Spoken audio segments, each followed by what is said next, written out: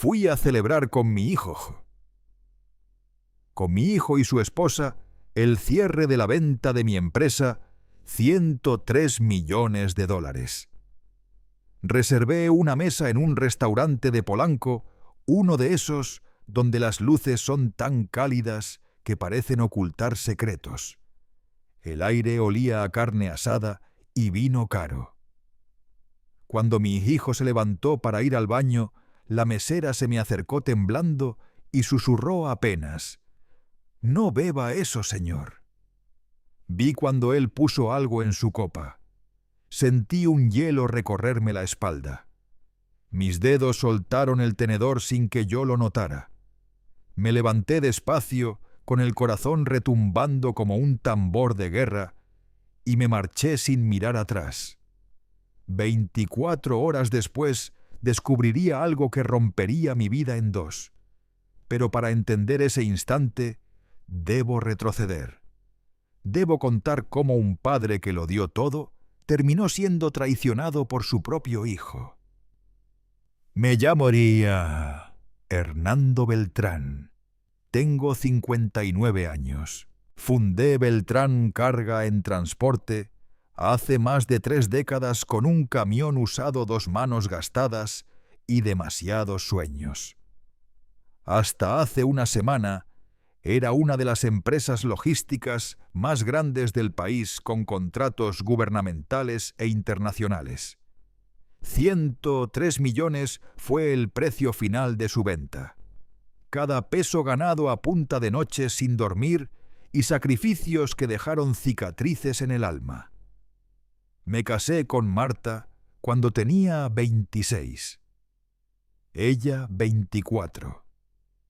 Era contadora brillante y con una mirada que podía hacerme sentir invencible. Tuvimos 2 hijos, Diego el mayor y Renata 3 años menor. Marta murió hace 6 años víctima de un cáncer de mama que la consumió lentamente. Gasté todo lo que tenía y lo que no en tratamientos, en viajes a Houston, en promesas médicas que se desvanecían como humo. Sus últimas palabras se me quedaron grabadas. «Hernando, cuida a nuestros hijos, pero no les des todo. Enséñales a ganarlo. Prométemelo». Y le prometí. No cumplí. Después de su muerte, me hundí en el trabajo. Era la única forma de no pensar en el vacío que dejaba su olor en la almohada. Y mientras yo me perdía entre papeles y rutas de envío, mis hijos se acercaron con una sonrisa dulce y una intención podrida. «Para cuidarte, papá», decían. Pero no era cuidado. Era cálculo. Diego tenía 26 cuando Marta murió. Ya estaba casado con Lía, una mujer que desde el principio me pareció tan fría como un bisturí. Aún así, él la amaba, o al menos eso repetía, y yo quise creerle. 2 meses después del funeral, Diego vino a verme con los ojos húmedos y un tono ensayado. «Papá, necesito tu ayuda. Quiero abrir un gimnasio exclusivo o algo de primer nivel». «¿Cuánto necesitas?» «Unos 2 millones para arrancar». Le di 3. «Para que hagas las cosas bien», le dije. El gimnasio duró 8 meses. La ubicación no fue buena, me explicó encogiéndose de hombros. Mala suerte, pero aprendí mucho. 6 meses después, llegó con otra idea una aplicación de entregas gourmet como Uber Eats, pero más elegante. Le di 5 millones. La aplicación nunca se lanzó. «Problemas técnicos», dijo. Y así pasaron 6 años con negocios que nacían muertos y millones que desaparecían en el aire. Renata, mi hija, parecía diferente. Doctora pediatra, trabajaba en un hospital privado. Siempre con bata blanca y sonrisa profesional. Pero su voz también aprendió a pedir: «Papá, necesito ayuda con el enganche de mi departamento. Papá, el coche se descompuso. ¿Podrías ayudarme con uno nuevo? Papá, quiero hacer una maestría en Estados Unidos». Y yo decía que sí. Siempre sí. Porque eran mi sangre, porque eran lo último que me quedaba de Marta. Y porque tenía miedo. Miedo de que si les decía que no me dejaran solo. Hace un año decidí vender la empresa. No por dinero, por cansancio. 60 horas semanales a mi edad ya no son vida. Quería descansar, viajar, vivir el tiempo que me quedaba. Cuando se los conté sus reacciones, me dieron una punzada en el estómago. «¿Cuánto te van a pagar?», preguntó Diego sin respirar. «No lo sé aún. Entre 50 y 100 millones». Vi cómo su mirada cambió. No era curiosidad, era hambre. «¿Y qué harás con ese dinero?», preguntó Renata, como si ya fuera suyo. «Invertirlo, vivir tranquilo». «¿Y nosotros?», interrumpió Diego. «¿No pensaste en tus hijos? Les he dado millones. No es lo mismo, papá. Somos tu sangre. Merecemos nuestra parte. Ahora, no cuando estés muerto». El silencio fue tan pesado que escuché el zumbido del ventilador. «Eso suena horrible, hijo». «Es la verdad», dijo. Renata asintió. «Queremos un adelanto de herencia». «¿Cuánto?», pregunté, aunque ya sabía la respuesta. 50 millones cada uno», dijo Diego. «Te quedas con el resto». No pude hablar. Mis propios hijos estaban repartiéndose mi dinero antes de que yo siquiera lo tuviera. «Déjenme pensarlo», dije al fin. El aire se volvió espeso. Se miraron entre ellos como dos socios que no aceptan demoras. 8 meses tardó la venta. Negociaciones, reuniones, firmas. Finalmente la cifra 103 millones de dólares. Cuando firmé ante el notario, mis hijos ya estaban allí. No los había invitado. «Queríamos acompañarte en este momento histórico, papá», dijo Renata. Pero sus ojos no reflejaban ternura, solo codicia. Firmé. El dinero pasó a mis cuentas. En ese instante, algo dentro de mí se quebró. Ya no era empresario. Era un hombre viejo con una fortuna y 2 buitres a su alrededor. «Papá, hay que celebrar», dijo Diego. «Una cena familiar. Tú, Yolía y Renata. No sé si tengo ganas». «Por favor, papá. Es importante. Tenemos que hablar del futuro. De nosotros». Acepté. Esa noche, cuando la mesera me advirtió, comprendí que nosotros ya no existía. Solo quedaba ellos. Algo en su voz me irritó, pero aún así acepté. Todavía quedaba en mí esa necesidad absurda de ser querido, de sentirme parte de algo que ya no existía. «Quiero que me vean como un padre digno», pensé. Reservé mesa en Pujol, ese templo culinario donde los ricos van a fingir amor con copas de vino. Si íbamos a celebrar, sería en grande. Llegamos a las 8. Mesa privada, luces, subes, aroma a madera tostada y vino tinto. Diego llegó con Lía impecable, vestida para un banquete o una emboscada. Renata vino sola. Dijo que su marido estaba de guardia. Ordenamos. Reímos. Todo parecía correcto, incluso agradable. Pero bajo las risas había algo tenso, como si todos esperaran el disparo invisible que rompería la cena. Después del segundo plato, Diego levantó su copa. Por papá, dijo, por su éxito, por los millones que ganó y por la familia que siempre lo apoyó. Brindamos. Bebí. El vino era exquisito denso, de esos que se quedan pegados al alma.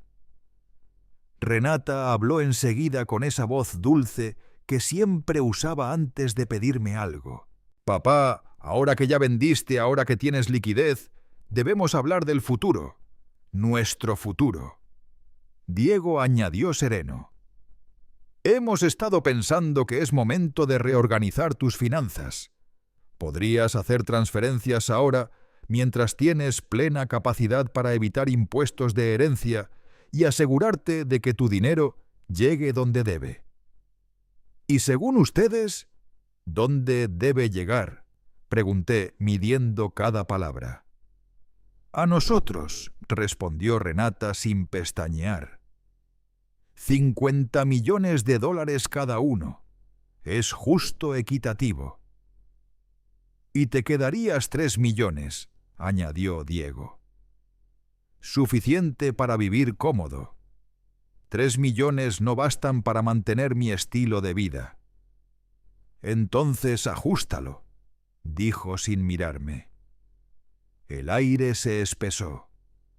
Papá, eres viejo, añadió casi con compasión. No vas a vivir otros 30 años. Con suerte 10, quizá 15. 3 millones son más que suficientes. ¿Me estás diciendo cuánto me queda de vida? Solo estoy siendo realista. Hubo un silencio pesado húmedo. Y si no haces esto voluntariamente, tendremos que tomar medidas, dijo Renata bajando la mirada. ¿Qué tipo de medidas? Mi voz se quebró apenas. Lía intervino fría, profesional. Tenemos abogados y médicos que pueden declarar que tu salud mental se está deteriorando, que ya no eres capaz de manejar tus finanzas. Eso es mentira. Mi mente está perfecta. Lo está, susurró Renata. Has estado olvidando cosas, confundiendo fechas. Nunca he hecho eso. Sí lo has hecho, y tenemos testigos. Sentí el corazón martillar. Aquello no era una conversación. Era un golpe familiar. Un linchamiento con traje de diseñador. ¿Y si intento pelear?, pregunté apenas un hilo de voz. Entonces las cosas se pondrán difíciles, dijo Diego cruzando los brazos. Para todos, pero sobre todo para ti. Porque estás solo. Nosotros somos dos, con cónyuges, abogados, recursos.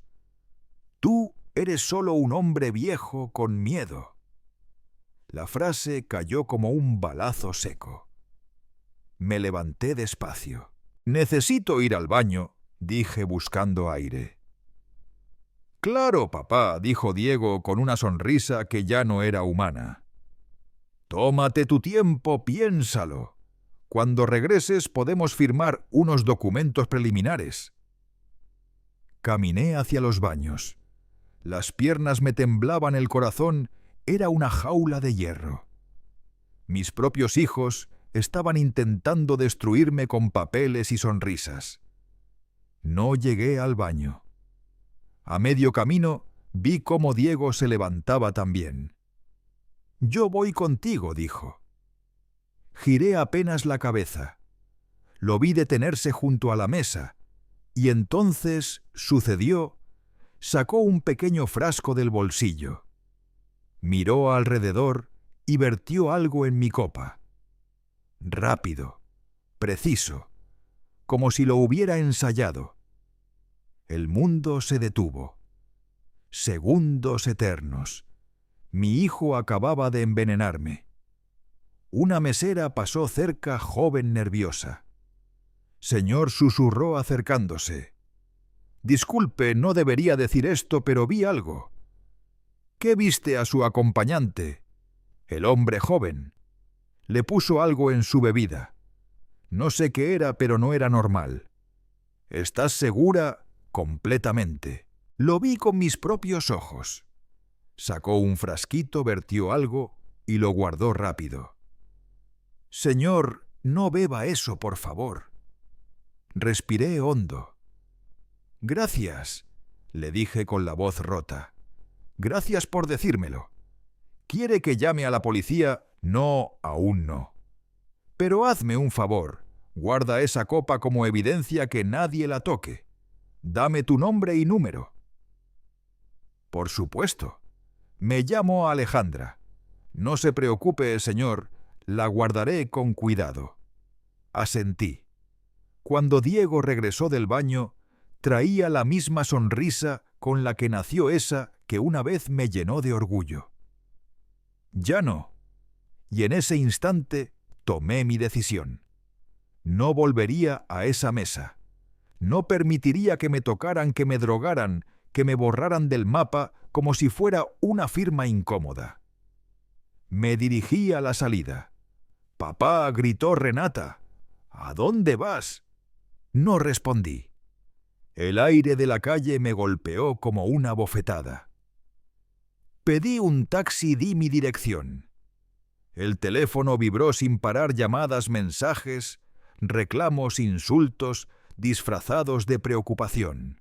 «Estás siendo irracional. Necesitas ayuda. Papá vuelve».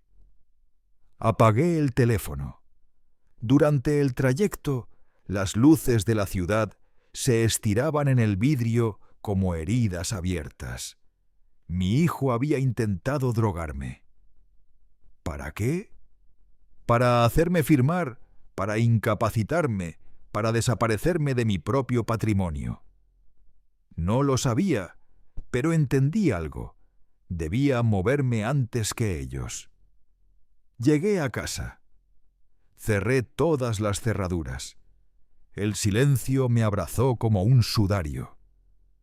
Y entonces hice lo que sé hacer mejor: actuar. Llamé a mi abogado, a mi contador y a un investigador privado que años atrás había contratado para limpiar un fraude en la empresa. Esta vez no era por negocios, era por mi vida. Necesitaba protección, legal, financiera, y si era necesario, física. Mis propios hijos me estaban atacando, y por primera vez en la vida entendí lo que era temerles. Las siguientes 24 horas fueron un torbellino, y lo que descubrí cambiaría todo para siempre. A las 6 de la mañana, el licenciado Morales tocó la puerta. Yo no había dormido. La cafetera chispeaba en la cocina y el amanecer apenas pintaba de gris el ventanal. Traía el rostro de alguien que había visto demasiado en muy poco tiempo. Don Hernando dijo: «Entrando tenemos problemas». «¿Serios?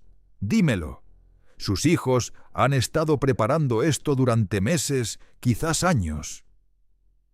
Puso sobre la mesa un fajo de documentos.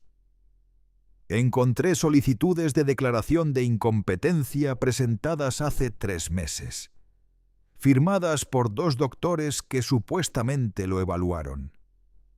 Nadie me evaluó. Lo sé.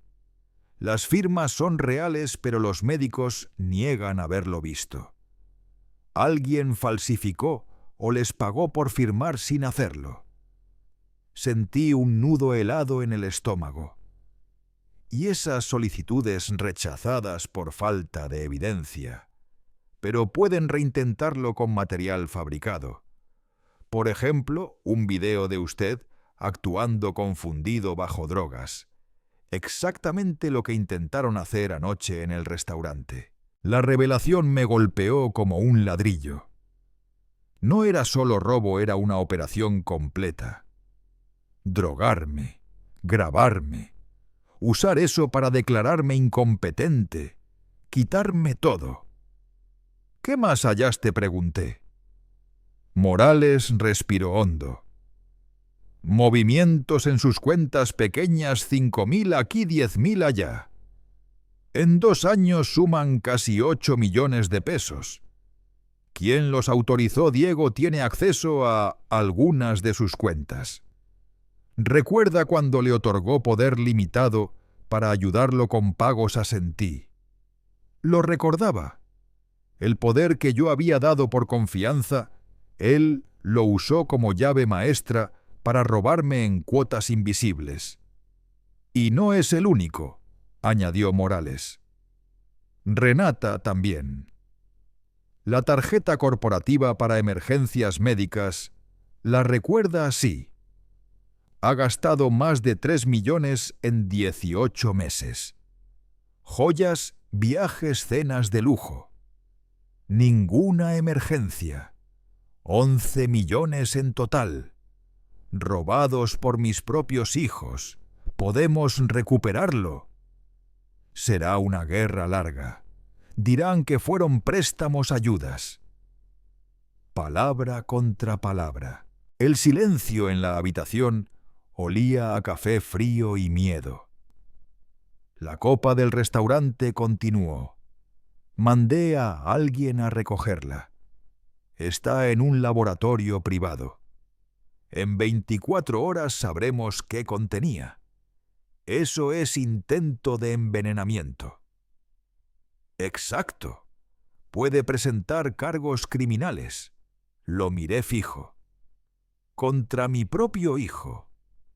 El hecho de que sea su hijo no cambia la gravedad.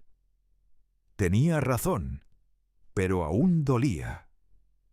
A las 8 llegó el investigador privado Arturo Vega, un hombre con mirada de perro viejo y chaqueta de cuero gastada. Traía un archivo grueso marcado con mi nombre. Hice lo que pidió don Hernando y encontré cosas que no va a querer oír. Muéstrame. Abrió el archivo. Fotografías, estados de cuenta, rostros. Diego está hasta el cuello en deudas, dijo. 18 millones con varios acreedores, casinos, apuestas ilegales. Tiene adicción al juego. Pasó una foto. Lo vi entrando en un local clandestino con hombres que no conocían la palabra piedad. El dinero que le dio para sus negocios fue directamente a las mesas de apuesta. Ningún negocio existió jamás. Tragué saliva. La garganta me ardía. Y Lía lo sabe, añadió Vega. De hecho, también tiene sus propios líos, deudas de tarjetas, compras compulsivas, más de 5 millones en ropa y joyas. Así que ambos desesperados murmuré. Sí. Y cuando usted vendió la empresa, vieron la salida perfecta, su fortuna era su redención. Arturo pasó la página. Renata es otro caso. No juega ni derrocha, pero está hundida en un matrimonio que se desmorona. Su esposo Javier planea el divorcio. Todo está a nombre de él. Si se separan, ella se queda sin nada. Por eso me traicionó, dije apenas un suspiro. Exacto. Necesita estabilidad, y su dinero era su salvavidas. El investigador cambió de carpeta. Encontré correos entre Diego y Renata planeando todo. Coordinaban cifras, estrategias hasta el momento exacto. Encendió su laptop. Allí estaban. Correos de mis hijos hablando de mí como si fuera un mueble viejo que estorbaba. Papá no va a dar voluntariamente. Entonces lo forzamos, legalmente o no. Si se resiste plan B, lo gravas, lo declaramos incompetente. Si eso falla, plan C, pero no lo discutamos por escrito. Plan C. No quise saberlo. No hacía falta. Hay algo más, dijo Vega en voz baja. Dime. Lía tiene un amante, un abogado de familia, especialista en casos de tutela e incompetencia. Levanté la mirada. ¿Quién? El licenciado Ramírez, el mismo que presentó las solicitudes falsas hace 3 meses. Todo encajó como un puzle maldito. Diego y Lía no solo planeaban robarme, tenían ayuda profesional y dormían con ella. ¿Tienes pruebas, fotos, videos, registros de hotel? Todo. Guarda eso. Lo vamos a necesitar. Pasé el resto del día en modo guerra. Cambié contraseñas, cerré cuentas, abrí otras nuevas en bancos distintos. Moví fondos a estructuras que solo yo podía tocar. El ruido del teclado fue mi única compañía mientras la tarde se deshacía detrás de la ventana. No era un hombre derrotado, era un hombre herido. Y los heridos aprenden rápido a morder. El licenciado Morales llegó temprano con el rostro ojeroso y una carpeta gruesa bajo el brazo. Sobre la mesa del comedor desplegó un arsenal de documentos, revocaciones de poderes, órdenes de restricción, demandas preventivas. Antes de que ellos pudieran atacar, yo lo haría primero. Pero había algo más, que debía hacer algo más humano, más íntimo. Tomé el teléfono y marqué un número que no usaba desde hacía años. Hernando, la voz de mi hermana Teresa, sonó cautelosa, casi asustada. ¿Qué pasa? No la llamaba sin motivo. Le conté todo la cena, el intento de drogarme, el robo, las falsificaciones. Cada detalle. Hubo silencio largo, pesado. Luego su voz llegó como una daga envuelta en ternura. Te lo advertí, hermano. Durante años te dije que los estabas criando mal, que los estabas convirtiendo en lo que son. Pero no me escuchaste. Cerré los ojos. Tienes razón. No te escuché. Y ahora estoy pagando el precio. ¿Qué vas a hacer? Defenderme con todo lo que tenga. Legalmente, financieramente. Y si es necesario, más allá. ¿Qué necesitas de mí? Que vengas. Que seas testigo, apoyo, familia. La verdadera. Porque me di cuenta, de algo no tengo familia, solo gente esperando a que muera. Voy para allá mañana, respondió sin dudar. Y vas a salir de esto, te lo prometo. Esa noche, solo en mi casa enorme, el silencio pesaba más que las paredes. Pensé en todo lo que había pasado, en cómo mis hijos se habían convertido en verdugos. Y entendí que yo los había creado. Fui yo quien les enseñó que el dinero podía reemplazar los valores, que todo se podía comprar, que papá siempre los rescataría. Y ahora esas mismas lecciones estaban destruyéndome. A las 11 sonó el teléfono. Número desconocido, contesté. Papá, era Diego. Sé que cerraste las cuentas, cambiaste las contraseñas. Fue un error. Me estás amenazando, te estoy avisando. Vamos a conseguir ese dinero una forma u otra. Mientras más difícil lo pongas, peor será para ti. Ya no te tengo miedo, Diego. Deberías. Estás solo. Nosotros tenemos abogados, doctores, gente que hará lo que sea por dinero. Tú eres un viejo terco que no sabe cuándo rendirse. No me rendiré. Y no verás un solo peso de mi dinero. entonces lo tomaremos. Vas a acabar en un asilo declarado incompetente, sin control de nada, pensando cómo todo pudo ser distinto si hubieras cooperado. Inténtalo y verás lo que pasa. Oh, lo vamos a intentar, dijo, y su voz sonó tan fría que sentí el eco del infierno. De hecho, ya estamos en eso. El silencio se volvió filo. Mañana recibirás papeles de una nueva solicitud de incompetencia. Más evidencia, más testigos, más médicos. Esta vez va a funcionar. ¿Y la copa? La evidencia de que intentaste drogarme. Eso también la vas a presentar, silencio. No tienes pruebas. Tengo la copa en un laboratorio. Y tengo un testigo. La mesera vio todo y está dispuesta a declarar. Su respiración cambió.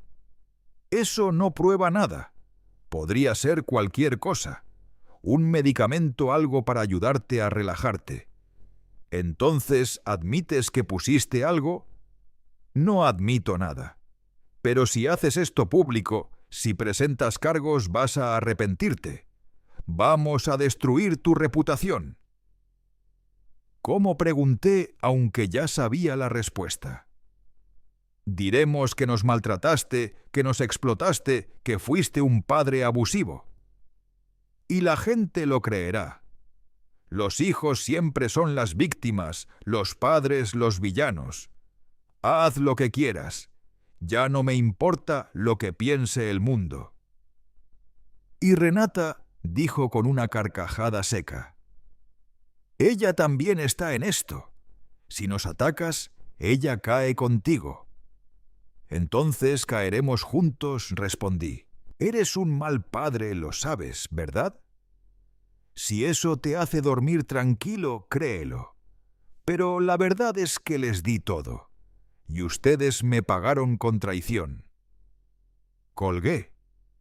El silencio me envolvió como una sábana helada.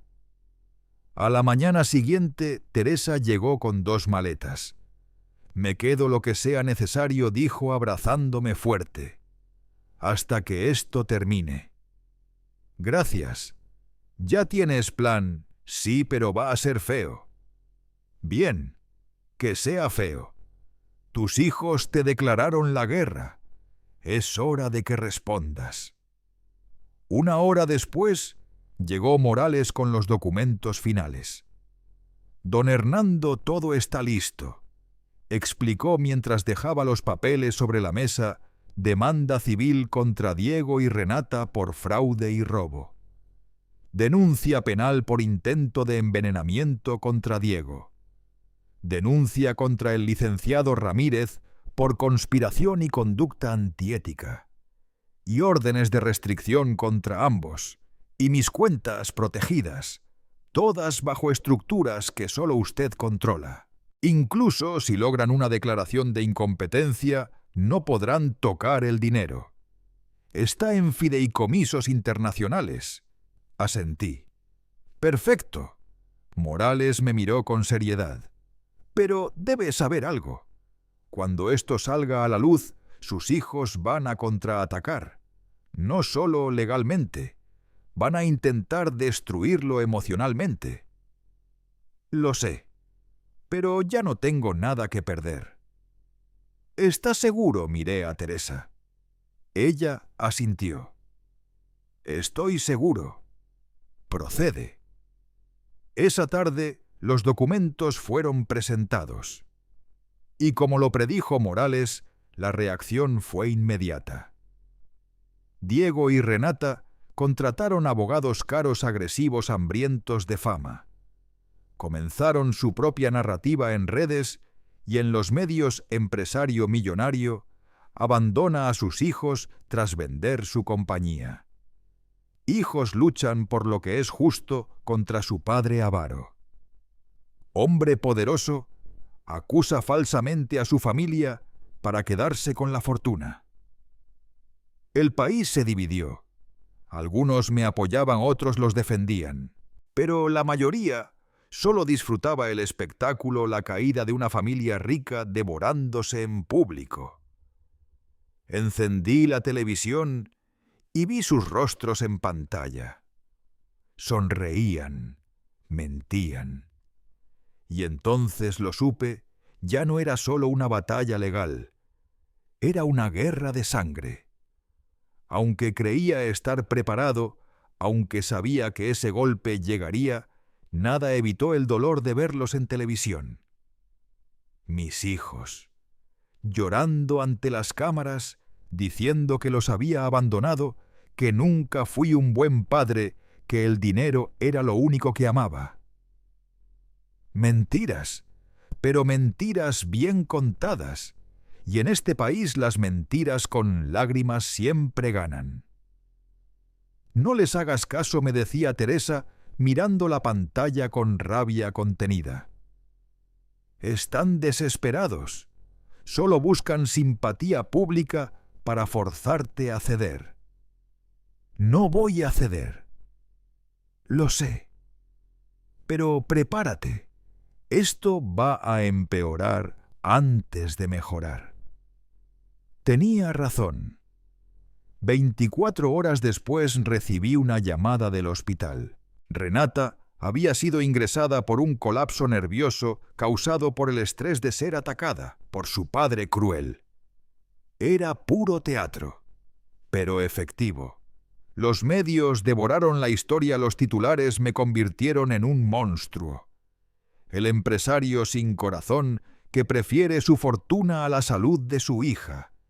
Y mientras el país me juzgaba, yo afilaba mi siguiente jugada. La jugada que acabaría con todo, porque había descubierto algo que Diego y Renata jamás imaginaron que yo sabía. Y cuando revelara esa carta, el juego terminaría. En mis términos. El laboratorio me confirmó lo que sospechaba. La copa que Alejandra la mesera había guardado contenía royol, una droga de control químico suficiente para dejarme inconsciente durante horas.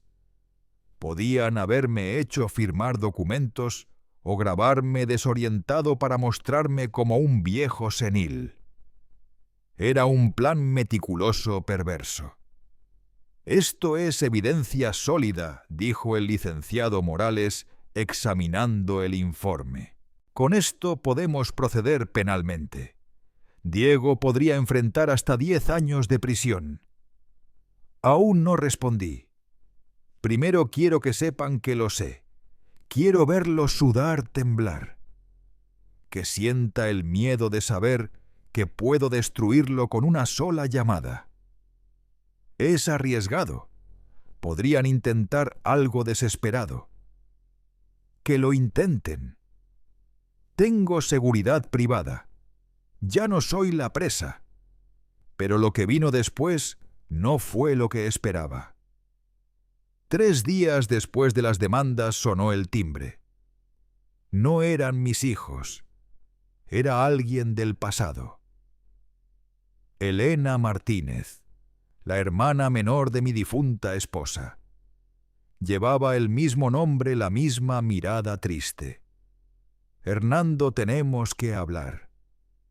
¿De qué? De tus hijos, de mi hermana, de todo esto. La dejé pasar. No nos habíamos visto desde el funeral. Vivía en Querétaro, lejos de los recuerdos. Siempre había sido cercana a Diego y Renata cuando eran niños. Sé lo que dicen las noticias, empezó. Tus hijos te acusan de monstruo, tú los acusas de ladrones, y el país entero elige bando. No es así de simple, lo sé.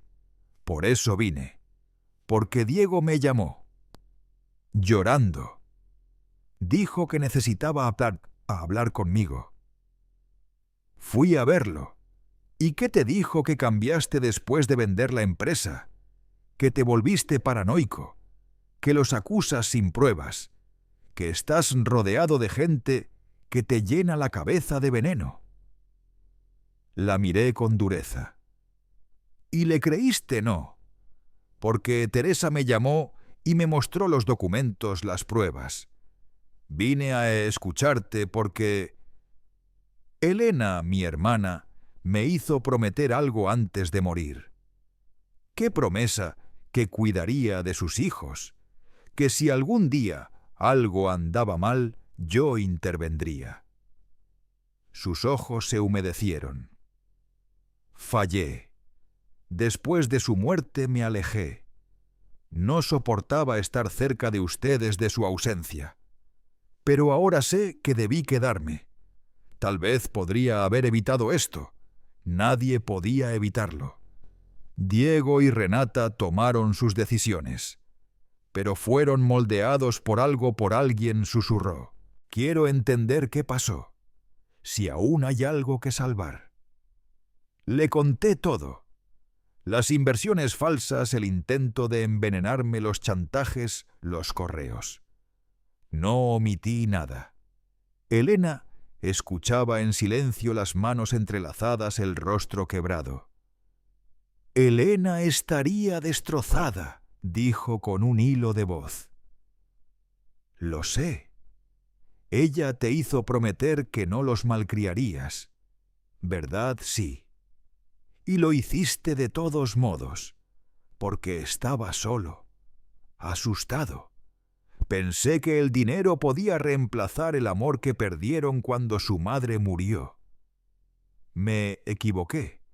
El dinero solo los corrompió. ¿Y ahora qué harás? ¿Los destruirás legalmente? Voy a protegerme.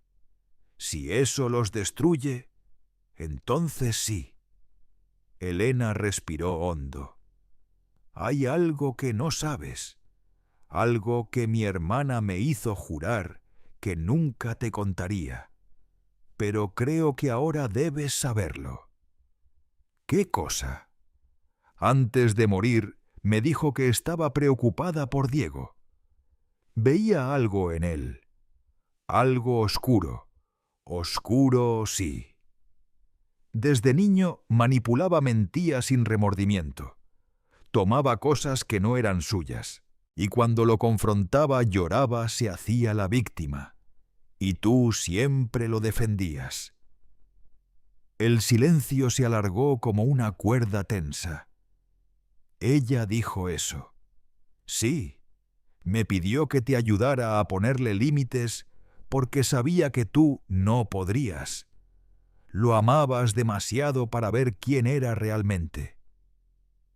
Y fallaste. Fallé. No es tu culpa, es mía, de ellos, pero sobre todo mía. ¿Qué vas a hacer ahora?, preguntó casi con miedo. Hay algo más que todavía no he revelado, algo que descubrí hace 2 días, y cuando lo saque a la luz, todo cambiará. ¿Qué cosa? Diego no es solo un adicto al juego. Es socio de un negocio ilegal, lavado de dinero. Usa empresas fantasma para limpiar fondos de casinos clandestinos. Elena se cubrió la boca. Y Renata lo sabía. Invirtió en ese negocio con dinero mío. ¿Tienes pruebas? El investigador las tiene. Documentos, transferencias, correos. Todo. Si presentas eso ante las autoridades, los destruyes. Sí. ¿Y lo harás? No lo sé, porque una vez que lo haga, ya no habrá retorno. Son mis hijos. Y a pesar de todo, todavía hay una parte de mí que los ama. Todavía recuerdo sus risas de cuando eran pequeños, cuando el mundo era simple. Pero esos niños ya no existen. Solo quedan adultos que eligieron la oscuridad. Mi teléfono sonó. Número privado. Y supe antes de contestar que la guerra aún no había terminado. Contesté la llamada. Señor Beltrán, una voz femenina profesional firme. Sí, habla él. Soy la agente Sánchez de la Unidad de Delitos Financieros de la Fiscalía General. Necesito hablar con usted sobre su hijo Diego Beltrán. Mi corazón se detuvo un instante. ¿Qué pasa con él? Está siendo investigado por lavado de dinero, fraude fiscal y otros delitos. Durante nuestra investigación, descubrimos que usted podría ser víctima de robo y fraude. ¿Es correcto? Sí. Tengo demandas activas contra él. Lo sabemos. Queremos saber si estaría dispuesto a cooperar con nosotros. Necesitamos su testimonio, acceso a documentos y registros financieros. ¿Y si colaboro? Su hijo enfrenta cargos muy graves. Su hija Renata también está bajo investigación. Su cooperación fortalecería el caso. Y si no lo hago, la investigación seguirá, pero sería más lenta, más complicada y quizás menos efectiva. Guardé silencio. Necesito pensarlo. Entiendo, dijo la agente, bajando el tono. Pero, señor Beltrán, escúcheme bien. Su hijo no solo es un jugador con deudas, está vinculado con gente peligrosa, criminales de verdad.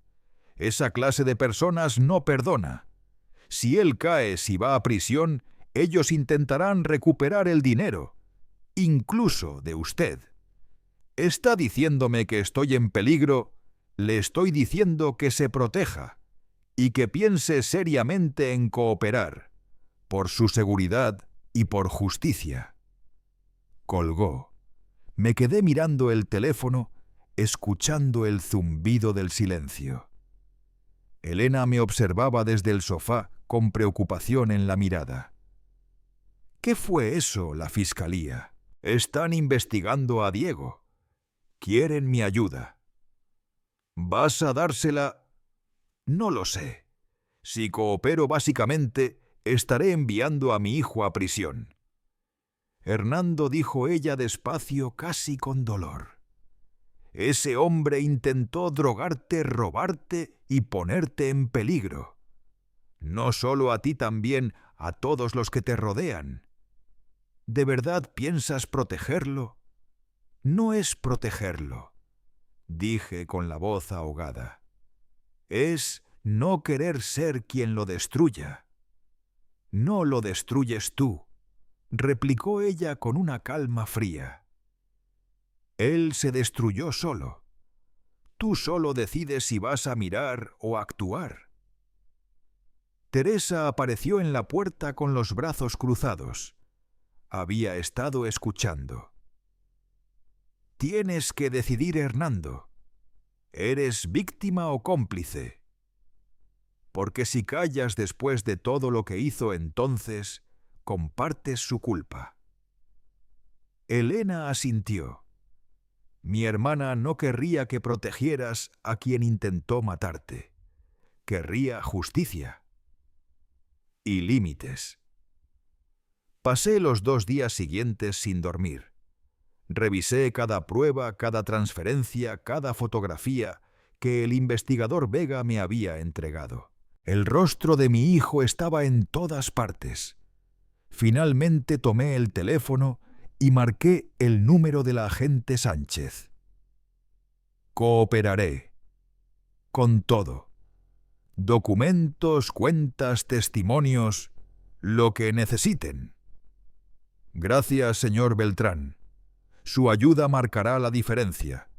Lo esperamos mañana a las 10 de la mañana en nuestras oficinas. Pero quiero advertirle esto, saldrá a la luz. Los medios se enterarán y su hijo sabrá que usted cooperó. Estoy preparado, mentí. No lo estaba. Porque esa misma noche a las 11 mi casa fue atacada. Primero los vidrios rotos, después el rugido de la alarma.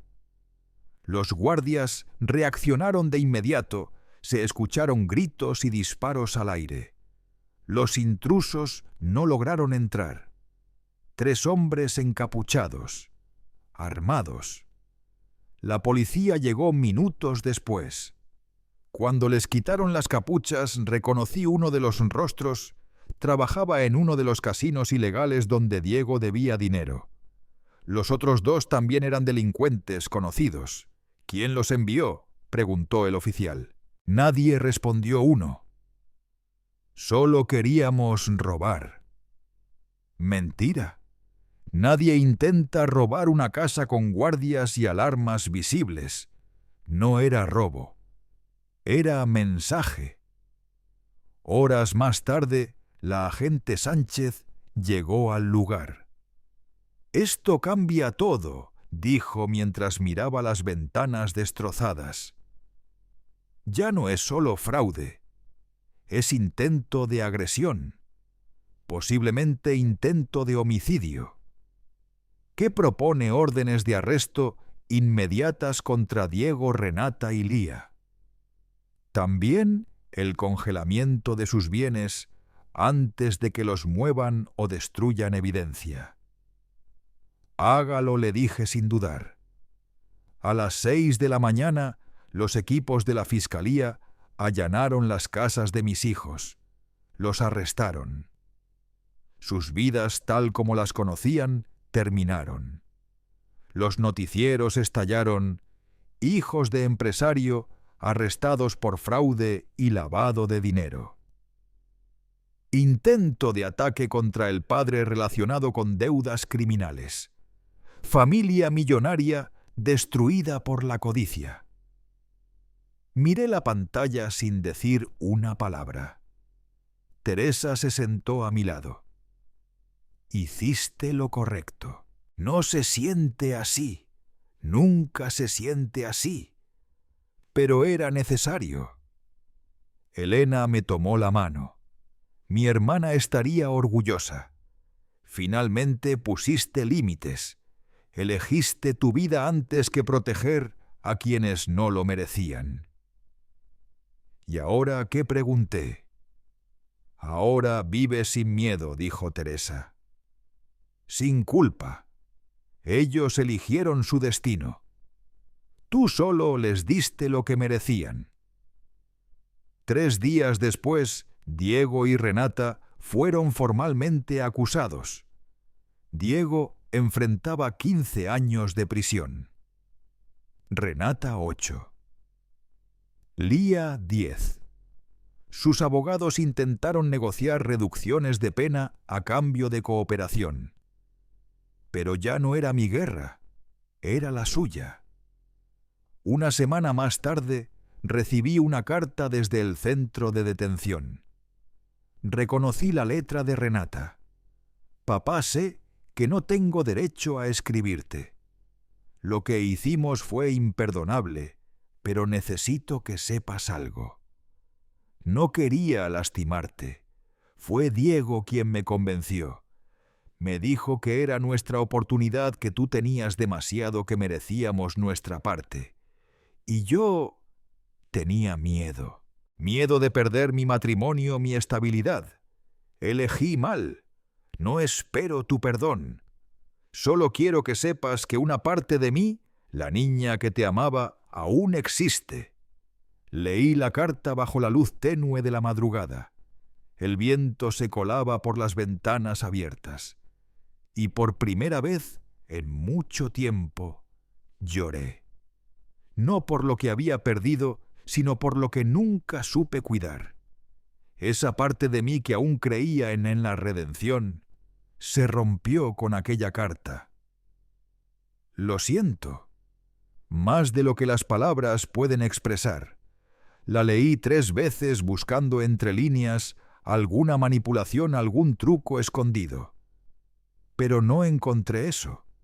Solo hallé culpa, dolor, arrepentimiento verdadero. Una hija perdida pidiendo perdón a un padre que ya no sabía cómo perdonar. «¿Vas a responderle?», preguntó Teresa con voz suave.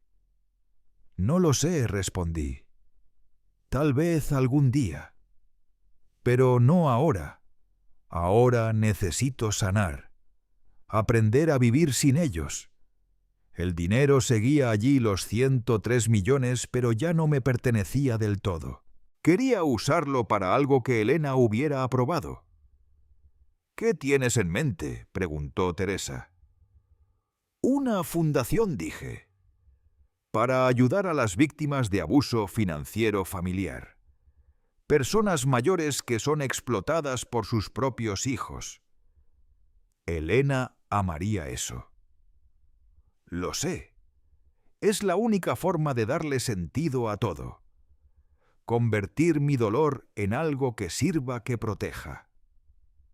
2 meses después de los arrestos, estaba sentado en mi jardín viendo amanecer con una taza de café entre las manos. Por primera vez en años sentí algo parecido a la paz. No era felicidad. Era demasiado pronto para eso. Pero era paz. La paz de quien sobrevivió a su propia familia. El teléfono sonó. Número desconocido. Dudé, pero contesté. «¿Señor Beltrán?», preguntó una voz joven. «Sí, soy David Martínez, periodista. Estoy escribiendo una historia sobre su caso, sobre lo que pasó con sus hijos. Me gustaría entrevistarlo. No hablo con la prensa. Lo entiendo, señor. Pero su historia podría ayudar a otros. Hay personas mayores viviendo lo mismo, y su ejemplo puede darles fuerza para defenderse». Me quedé callado. Quizás tenía razón. «Dame tu número», le dije. «Lo pensaré». Colgué y observé el amanecer. El cielo se abría en tonos dorados y pensé en Elena, en sus palabras. De lo malo puede nacer algo bueno si lo buscas con fe. Tal vez tenía razón. Quizás esta pesadilla podía transformarse en algo útil, en una advertencia, en una inspiración. 6 meses después, mi vida había encontrado un ritmo nuevo. No era la vida que imaginé cuando vendí la empresa. No había risas familiares ni viajes con mis hijos, pero había propósito, dignidad y silencio. Un silencio amable. En marzo inauguramos oficialmente la Fundación Elena Beltrán. Con oficinas en Ciudad de México, Guadalajara y Monterrey, su misión era simple: proteger a los mayores del abuso financiero familiar. Ofrecíamos asesoría legal gratuita, apoyo psicológico, investigación privada y, en casos extremos, refugio temporal para quienes habían sido despojados por hijos o parientes codiciosos. En apenas 6 meses ayudamos a 237 personas. 237 historias como la mía. Algunas peores, todas con el mismo veneno: la familia que ve en la sangre una cuenta bancaria. Teresa se convirtió en directora operativa. Tenía experiencia, pero sobre todo tenía fuego en el corazón. «Esto es lo que debimos hacer hace años», me dijo. Ayudar antes de que otros lleguen al punto de quiebre. Elena Martínez, la hermana de mi difunta esposa, también se unió como consejera.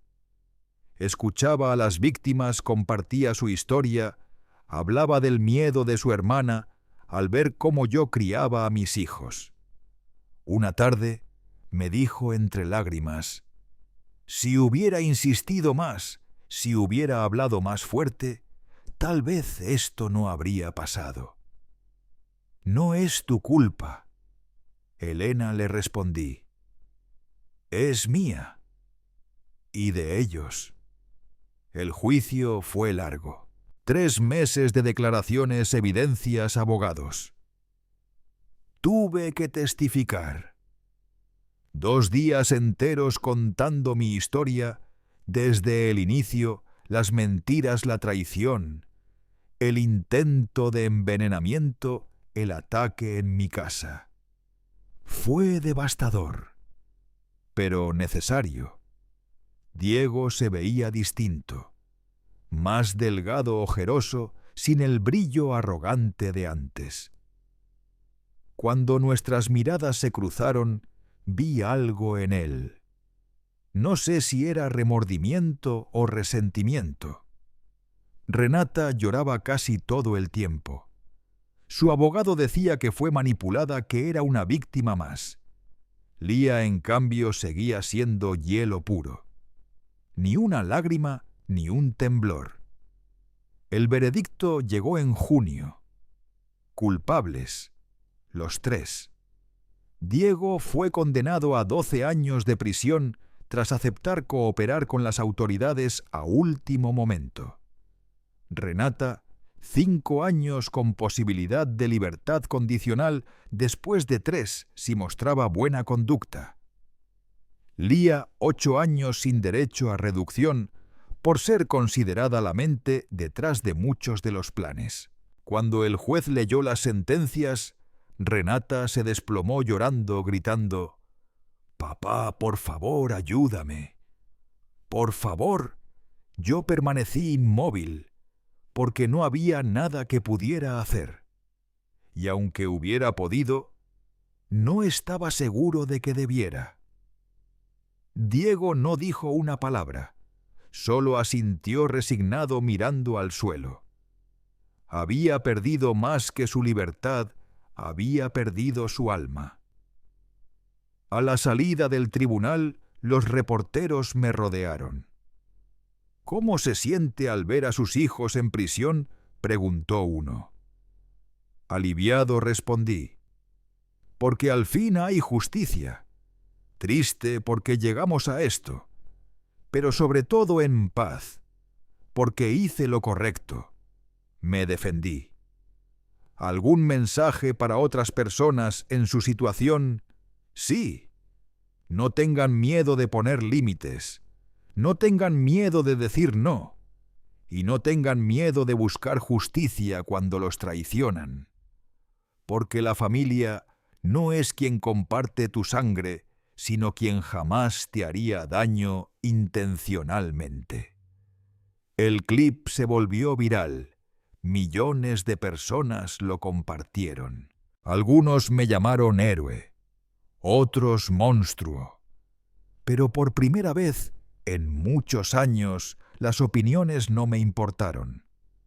Porque al final lo único que me quedaba era paz. Una paz ganada con cicatrices. Y el eco de una voz en mi memoria suave y eterna susurrando: «Hiciste lo correcto, Hernando. Al fin pusiste límites, millones de vistas, miles de comentarios. La mayoría me apoyaba. Algunos me llamaban monstruo por abandonar a mis hijos, pero los juicios ajenos ya no dolían. Yo conocía la verdad y eso bastaba». Un mes después del juicio, recibí una llamada del penal donde Renata cumplía su condena. Había ignorado las anteriores, pero esa vez algo me hizo aceptar. Llegué un sábado temprano. El aire olía a humedad y desinfectante. El edificio gris asfixiante. Familias haciendo fila, niños inquietos. Mujeres esperando con bolsas de plástico y esperanza. Me llevaron a una sala de visitas. Ella apareció minutos después con el uniforme beige y el cabello recogido en un moño apretado. Sin maquillaje, sin joyas, sin arrogancia. Solo una sombra de lo que fue. Nos sentamos separados por una mesa. Un guardia cerca. «Gracias por venir», dijo con voz baja. «No pensé que lo harías. Casi no lo hago». «¿Por qué lo hiciste, curiosidad?», respondí. Quería saber si esto era genuino o solo otro intento de manipulación. Renata bajó la mirada. No es manipulación, te lo juro. Solo necesitaba verte, hablar contigo una última vez, antes de que pasen años. ¿A qué te refieres? Voy a estar aquí al menos 5 años. Cuando salga, tendré 34. Mi vida, mi carrera, mi matrimonio... Todo se acabó.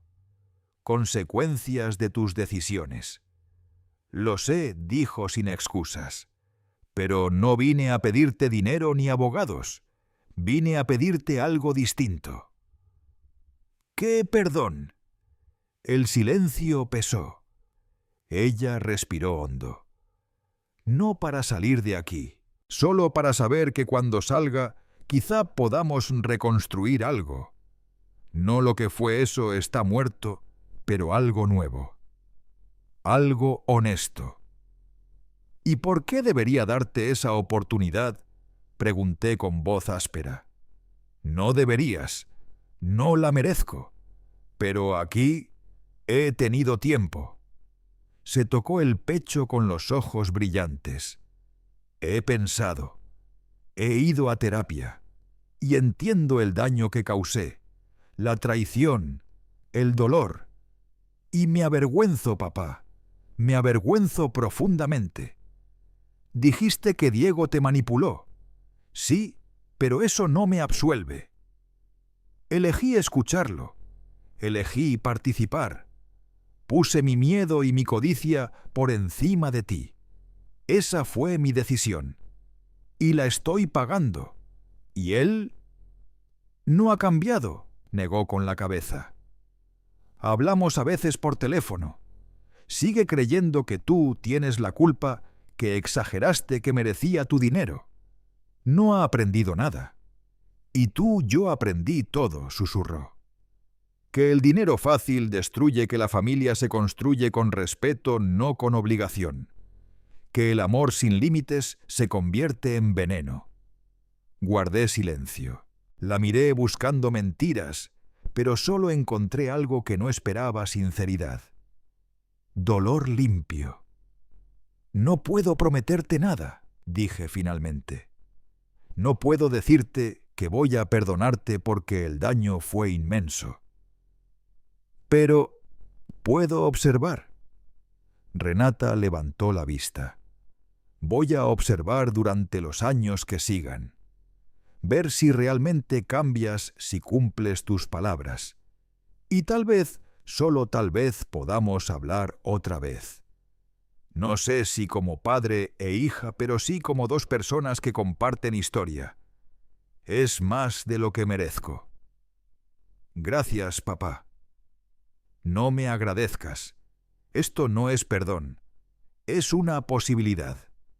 Pequeña, condicional, pero posibilidad al fin. Me levanté. Antes de irme, ella dijo algo más. Papá, hay algo que necesitas saber. Sobre mamá. Sobre Elena.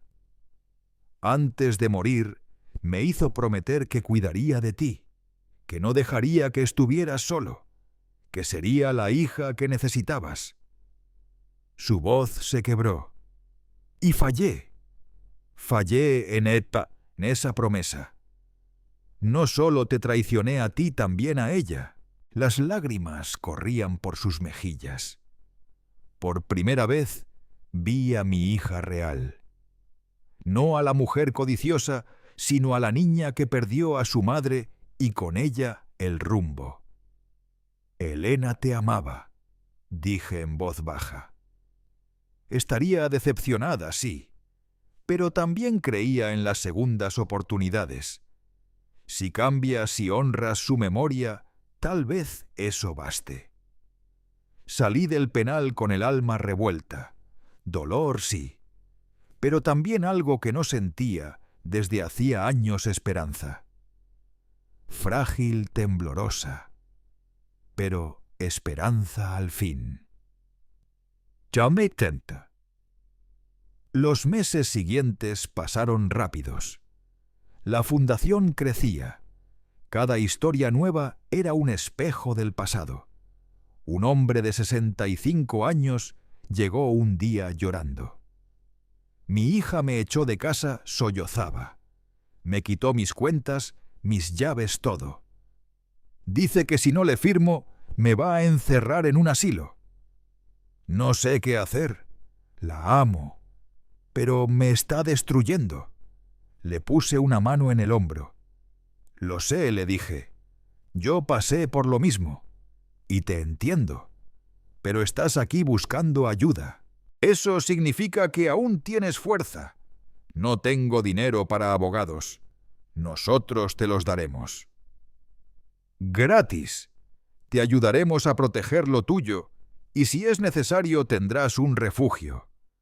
No estás solo. Ya no. Vi cómo un brillo nuevo encendía su mirada. El mismo que yo había necesitado años atrás. Gracias. Gracias por entender. No me agradezcas, le sonreí. Solo mejora. Y cuando lo hagas, ayuda a otro. Así es como se cura el dolor. Transformándolo en bien. Un año después del juicio, David Martínez publicó su artículo. No era solo sobre mí, sino sobre el abuso financiero familiar en México. Cifras, testimonios, nombres. Mi historia era el centro, el ejemplo extremo, pero también el que terminó con justicia.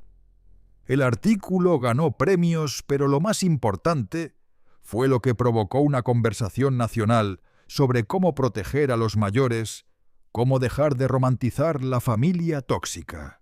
Fui invitado a conferencias, universidades, programas de televisión. Y cada vez conté mi historia sin vergüenza. Porque la vergüenza protege a los abusadores.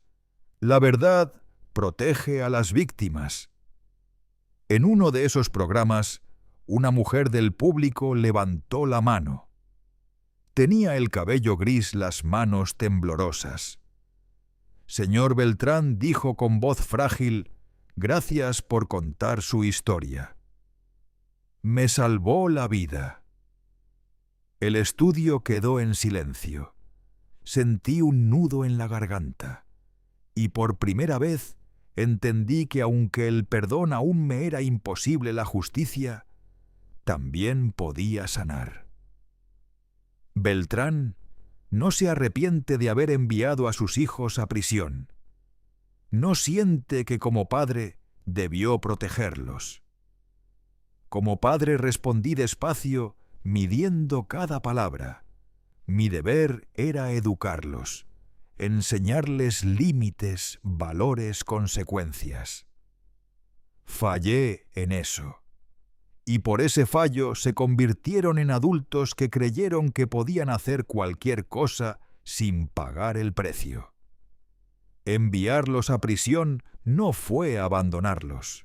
Fue finalmente enseñarles la lección que debí impartir 20 años atrás, que los actos tienen consecuencias, que nadie está por encima de la ley, ni siquiera la sangre.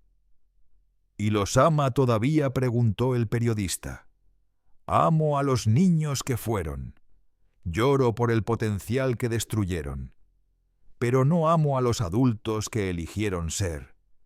Y no voy a sacrificar mi vida, mi dignidad, ni mi paz por quienes no me respetan.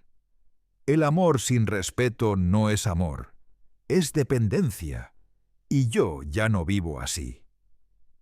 El público aplaudió. Después del programa, varias personas se acercaron.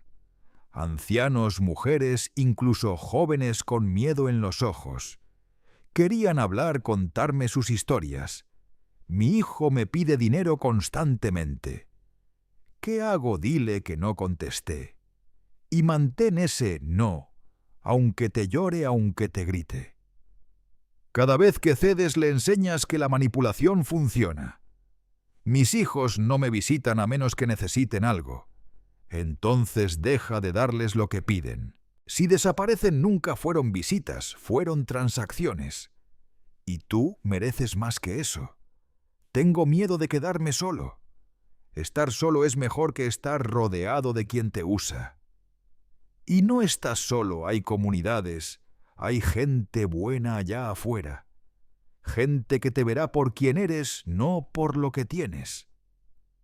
Cada conversación me recordaba por qué seguía aquí.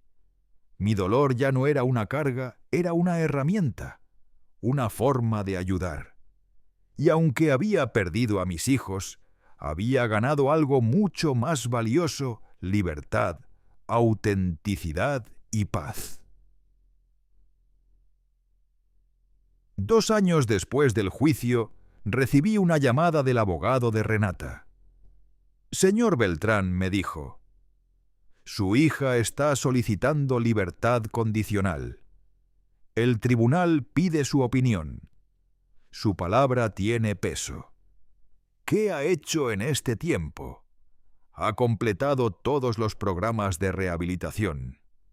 Trabaja en la biblioteca del penal. Enseña a leer a otras reclusas, orienta a las nuevas internas. No tiene infracciones disciplinarias. Es una reclusa modelo. ¿Y cree que es genuino? He visto muchos casos, señor. Y sí, creo que ha hecho el trabajo interior. No puedo prometerle que no recaerá, nadie puede. Pero merece la oportunidad. Y Diego no es elegible aún. 8 años más. Su conducta sigue siendo violenta, desafiante. No coopera, no cambia. No me sorprendió. Diego siempre fue el más testarudo, el más ciego ante sus errores. Le pedí 1 semana. Quería ver a Renata antes de decidir. El penal seguía igual de gris, pero ella no. Más serena. Sus ojos cansados pero claros hablaban de aprendizaje y golpes que enseñan. Gracias por venir, papá. Tu abogado dice que quieres libertad condicional. Sí, pero no te llamé para pedirte apoyo. Vine a decirte que entiendo si dices que no, si no confías en mí, si prefieres que cumpla los 5 años completos. Lo merezco, pero quieres salir. Por supuesto, sonrió leve. Quiero vivir, pero sobre todo quiero demostrar que cambié. Y eso no puedo hacerlo aquí dentro. Necesito enfrentar el mundo con sus tentaciones, sus peligros. Quiero probarme que puedo elegir bien. ¿Y si fallas? Entonces vuelvo. Cumplo los 3 años restantes. Y probablemente te pierdo para siempre. Pero prefiero ese riesgo que seguir encerrada sin demostrar nada. ¿Qué harías si salieras? Tengo un plan. No puedo ejercer como doctora, mi licencia fue revocada. Pero puedo trabajar en salud comunitaria enseñando primeros auxilios, prevención. No por dinero, sino por propósito. ¿Dónde vivirías? Una organización de reinserción me consiguió un pequeño departamento. Ya está pagado por unos meses con mis ahorros. Después me mantendré sola, sin depender de nadie. Y Javier, divorciados. Hace 3 meses se finalizó. No lo culpo, lo perdí todo. Su voz no tenía rencor, solo aceptación. La miré largo rato buscando trampas. No las encontré. Solo determinación, humildad, y algo que no había visto en años, responsabilidad real. Suspiré. Apoyaré tu libertad condicional. De verdad, con condiciones. ¿Cuáles? Primero, mantente lejos de Diego. No lo visites, no lo busques. Él es un ancla que te hundirá. Ya lo decidí antes de que lo pidieras. Segundo, no me pidas dinero por ninguna razón. Si tienes una emergencia, busca ayuda en otro lugar. pero no en mí. Entendido. Tercero, reuniones mensuales conmigo 1 hora. No para controlarte, sino para mantener conexión. Tal vez con el tiempo podamos reconstruir algo. Me encantaría. Y último, si mientes, si manipulas, si vuelves a las viejas costumbres, se acaba, sin segundas oportunidades. Entiendes perfectamente. Y acepto todo. 2 meses después. Renata salió en libertad condicional. Era martes, el aire olía a tierra húmeda. Yo estaba ahí no para recibirla, sino para observarla cruzar la puerta. «Gracias por venir», dijo. «No lo hice por ti, lo hice por mí, para saber si tomé la decisión correcta». «¿Y lo hiciste?», pregúntame en 1 año. Durante ese año nos vimos cada mes en un café pequeño del centro. Hablábamos de su trabajo, de su día a día, de sus miedos. No era fácil. A veces había silencio, otras lágrimas y otras risas tímidas. Era una relación reconstruida con paciencia, como si ambos aprendiéramos a respirar en un nuevo idioma. No era perdón todavía. Era algo más frágil, más lento, pero más verdadero sanación. «¿Sabes qué es lo más difícil?», me dijo Renata una tarde, mientras el sol de la Ciudad de México se filtraba por la ventana del café. «¿Qué cosa?», pregunté. «No es el dinero, tampoco el trabajo duro. Es mirar a la gente a los ojos, a los que saben lo que hice, los que me juzgan, los que nunca van a perdonarme». Sonreí apenas. «Bienvenida a mi mundo. Yo viví eso durante 2 años. Fui el hombre que abandonó a sus hijos, el que eligió el dinero sobre la familia. Así me llamaban». «¿Y cómo lo soportaste?». «Dejé de darles poder», respondí. «Dejé de importarme lo que pensaran los extraños. Solo me importó lo que sabía que era verdad. Y lo que pensaban quienes realmente me conocían, Teresa Elena, y todas esas personas que gracias a la Fundación hoy pueden dormir sin miedo». Renata asintió mirando su taza de café. «Quiero llegar a ser así. Fuerte, segura». «Lo serás», le dije. «Pero toma tiempo. No es un momento, es un proceso». 3 años después del juicio, la Fundación Elena Beltrán había ayudado a más de 1000 personas. Recuperamos más de 500 millones de pesos en bienes robados. Ganamos más de 200 demandas. Y lo más importante, cambiamos vidas, incluida la mía. Aprendí que mi valor no estaba en el dinero ni en la familia que perdí. Estaba en lo que hacía con mi dolor, con mi historia, con mi segunda oportunidad. Renata cumplió su primer año en libertad sin incidentes. Trabajaba con honestidad, vivía con sencillez y paso a paso se ganaba algo que vale más que el perdón, el respeto.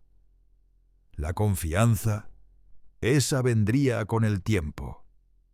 Diego, en cambio, seguía preso. 6 años más le quedaban, y los informes eran los mismos: rebeldía, negación, arrogancia. Seguía culpándome, seguía esperando que lo rescatara. Nunca lo haría. Algunos solo aprenden tocando fondo, y para él ese fondo era su celda. Quizá algún día entienda, o quizá no, pero ya no es mi carga. El día que cumplí 62 años, organicé una cena pequeña. Teresa Elena, algunos miembros del equipo de la Fundación. y por primera vez invité a Renata. Ella dudó. «¿Estás seguro, papá? No quiero incomodar. Estoy seguro. Pero entiende, esto no significa que todo esté perdonado. Solo que reconozco tu esfuerzo. Tu cambio». Renata sonrió contenida. «Es más de lo que esperaba». «Gracias». La cena fue extraña al principio. Las conversaciones eran cautelosas pero sinceras. Ella habló de su trabajo, de sus metas, de la vida simple que estaba construyendo. No pidió nada, no esperó nada, solo compartió. Cuando se despidió esa noche, me abrazó. «Gracias por no rendirte conmigo del todo», susurró. «Sigue demostrándome que valió la pena», le respondí. Esa noche, ya solo en casa con una copa de vino y el sonido del ventilador girando lento, pensé en todo lo que había pasado desde aquella cena en Pujol, cuando todo se derrumbó. Había perdido tanto 2 hijos, millones años de paz mental. Pero había ganado algo incalculable: autenticidad, libertad y propósito. Me hice una pregunta que me había perseguido desde el principio. ¿Valió la pena? ¿Valió la pena defenderme, incluso si eso significó romper a mi familia? La respuesta no era simple. No destruí a mi familia. Ellos lo hicieron. Yo solo me negué a hundirme con ellos. Y en ese acto de resistencia encontré algo más grande: una familia elegida. Personas que me valoraban por quien era, no por lo que tenía. Un propósito que iba más allá del dinero. Y una paz que solo llega cuando haces lo correcto, incluso si duele. Qianlen, si estás escuchando esto, si mi historia resuena contigo, quiero que entiendas algo esencial. Nunca es demasiado tarde para defenderte. Nunca es demasiado tarde para poner límites. Nunca es demasiado tarde para elegirte a ti mismo, incluso si el mundo te llama egoísta. Mi hijo intentó envenenarme para robarme. Mis propios hijos conspiraron para destruirme. Y cuando me defendí, el mundo me señaló. Algunos me llamaron héroe, otros monstruo, pero no soy ni una cosa ni la otra. Soy un hombre que se negó a ser víctima, un hombre que convirtió su dolor en propósito. Si tu familia te manipula, te roba, te usa, tienes derecho a decir basta. Tienes derecho a buscar justicia. Tienes derecho a salvarte incluso de los tuyos, porque el amor sin respeto no es amor. Es abuso disfrazado de lealtad. ¿Qué? Desde la Ciudad de México, con 62 años y una vida reconstruida desde el caos, te deseo valor. Valor para reconocer cuándo te están usando. Valor para poner límites. Y valor para vivir auténticamente, rodeado de quienes te aman de verdad. Mi hijo me envenenó. Y cuando descubrí su plan, escapé. Luché. Y recuperé algo más que dinero: mi dignidad. Perdí la familia que creía tener, pero gané algo mejor: la libertad de vivir sin miedo. Al final del día, eso es lo único que realmente importa. Gracias por escuchar mi historia. Y si te sirvió de algo, compártela. Porque en algún lugar, alguien más está viviendo lo mismo y necesita saber que no está solo. Defenderte no es egoísmo, es supervivencia, es dignidad, es amor propio, y todos lo merecemos.